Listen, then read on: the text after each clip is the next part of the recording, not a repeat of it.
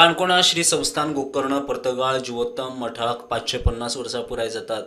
ते फाटभुंयेर 28 तारखे सावन वेगवेगळे धार्मिक, आध्यात्मिक आणि सांस्कृतिक कार्यावळींचे आयोजन।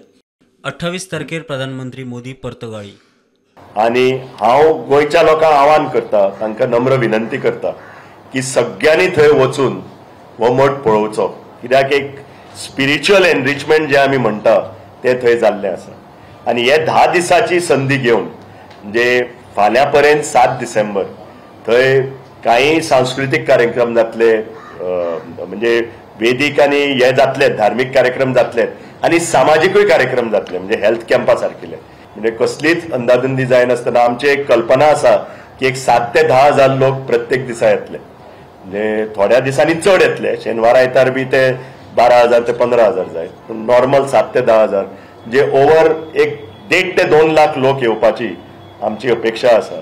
आता विशेष कार्यक्रम म्हणल्यार 28 तारखेक 77 फूट ब्रॉन्झाचो राम मर्यादा पुरुषोत्तम राम देवाची स्टॅच्यू, जो तुम्ही खूप अगेन पब्लिसिटी दिल्ली आसा, हांव तुमचे आभार मानता।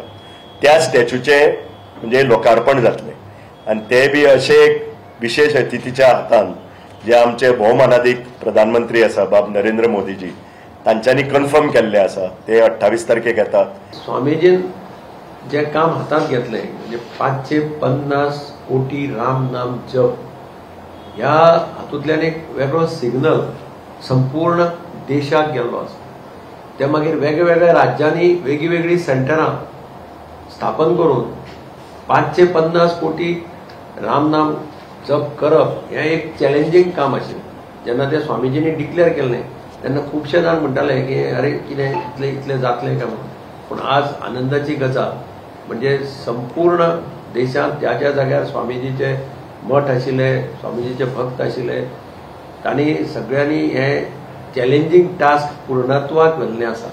श्रीरामाचो जो स्टॅच्यू आसा, जो ह्या घटयेक जवळ जवळ संपूर्ण एशियांतलो टॉलेस्ट स्टॅच्यू अशें म्हटलें वता।